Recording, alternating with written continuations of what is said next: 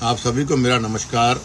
सबसे पहले मैं हृदय की गहराइयों से आभार व्यक्त करता हूं उन सभी बड़े नेताओं का, समाज के सम्मानित व्यक्तियों का और लाखों समर्थकों का और चौधरी भजन लाल जी के करोड़ों अनुयायियों का, जिन्होंने मेरे पिताजी स्वर्गीय युग पुरुष चौधरी भजन लाल जी के सम्मान में, उनके संघर्ष और योगदान के समर्थन में खुलकर अपनी आवाज को उठाया और यह सिद्ध कर दिया कि सच्चाई कभी अकेली नहीं होती। आपका यही साथ, आपका ये शब्द मात्र मेरे लिए बहुत छोटे शब्द नहीं है। यह विश्वास है, यह शक्ति है और यह वह आधार है जिस पर हम आज तक अड़े हैं। साथियों, कुछ नाम समय के साथ बड़े नहीं होते और कुछ नाम समय को महान बना देते हैं। कुछ लोग पद से बड़े होते हैं और कुछ लोग अपने कर्म से इतने ऊंचे उठ जाते हैं कि पद भी उनके सामने छोटे पड़ जाते हैं। चौधरी भजन लाल जी एक नाम नहीं, एक युग थे। एक ऐसा युग जिसमें संघर्ष था, जिसमें सेवा थी और जिसमें जनता के लिए जीने का संकल्प था। उन्होंने राजनीति नहीं की, उन्होंने जन सेवा की।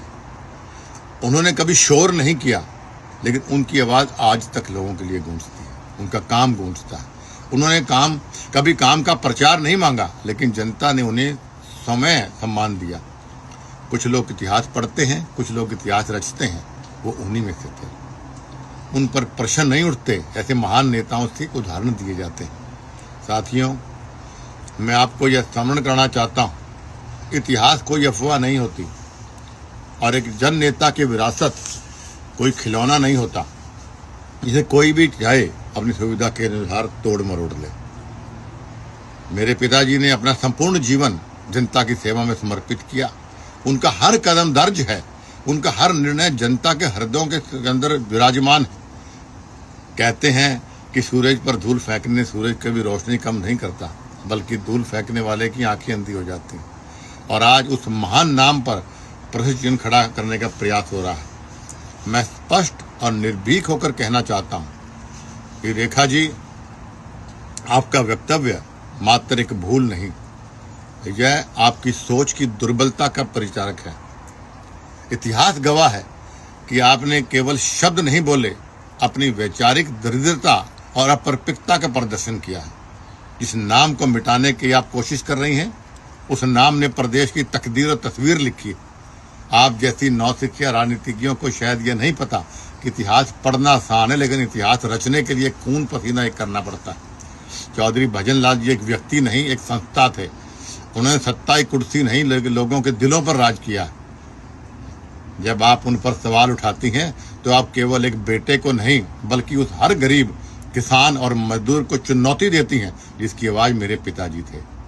इतिहास पर बोलना सरल है रेखा जी, किंतु इतिहास को समझना और उस पर जीना और उस पर रचने के लिए संघर्ष करना, इसके लिए जिगरा चाहिए, औकात चाहिए। इतिहास में सही कहा गया है कि औकात से ज्यादा अगर किसी को मिल जाए तो बहुत कम लोग उसे पचा जाते हैं। ये रेखा का भी यही हाल है। कम से कम उस राज्यसभा के पद की गरिमा तो आप रख लेते हैं कि आपको राज्यसभा में थोप दिया गया। यही ऐसी नौसिखिया बात आज प्रदेश के अध्यक्ष ने करी। बड़े खुले शब्द में मैं उस पर निंदा करता हूँ, विरोध करता हूँ इस बात का। एक ऐसा व्यक्ति जिसकी खुद की चलो कोई औकात नहीं, लेकिन आप प्रदेश के अध्यक्ष के रूप में बैठे हो, इसलिए बीजेपी ने आपको चाहे थोपा या बनाया है। चौधरी भजन लाल जी सम्मानित व्यक्ति को के आगे जी या चौधरी लगाना उचित समझा नहीं आपने। कैथल में आप जाके बोलते हो कि ये उनके उस लुगाई का व्यक्तिगत बीजेपी का कोई लेना नहीं है, और यहाँ आप कहते हो कोई भजन लाल जी के बारे में बोला ही नहीं और कोई जी नहीं, चौधरी नहीं। ये आपकी औकात है, ये आपकी हैसियत है, आपको भूलना नहीं चाहिए।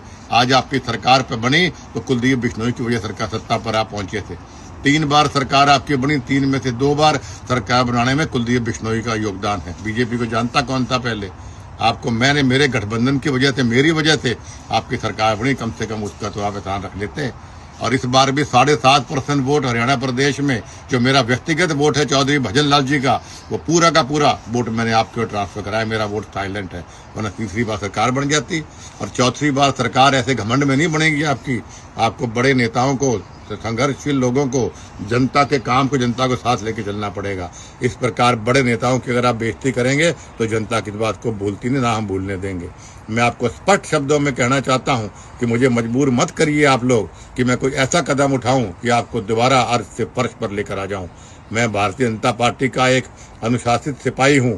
इसलिए आपको ये चुनौती दे रहा हूं, वरना कदम उठा चुका होता मैं, लेकिन आपको चुनौती दे रहा हूं और आपको अवगत करवा रहा हूं कि तुरंत प्रभाव से आप उस रेखा से माफी मंगवाइए और मोहन लाल बड़ोली जी को बोलिए कि चौधरी भजन लाल जी का नाम सम्मान से ले और जो सही है वो सही बात करे। तुरंत प्रभाव से या तो वो रेखा माफी मांगे और या चौधरी भजन लाल या इसको आप नोटिस जारी करिए, वरना ये मामला यहाँ तक सीमित नहीं रहेगा। और मैं फिर दोहराना चाहता हूँ कि मुझे आप मजबूर मत करिए कि मैं वही पुराना बब्बर शेर हूँ। शेर को आप पिंजरे में रख सकते हैं, लेकिन शेर के नजदीक जाने के हाथ लगाने की हिम्मत कोई कर सकता नहीं है। कुलदीप बिश्नोई आज भी वही बब्बर शेर है जो पुराने जमाने के अंदर था।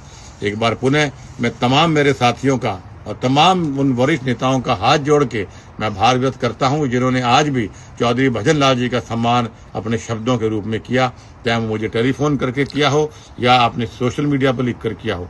मैं दिल की गहराइयों से सभी का सम्मान करता हूं। आपका बहुत बहुत धन्यवाद। नमस्कार।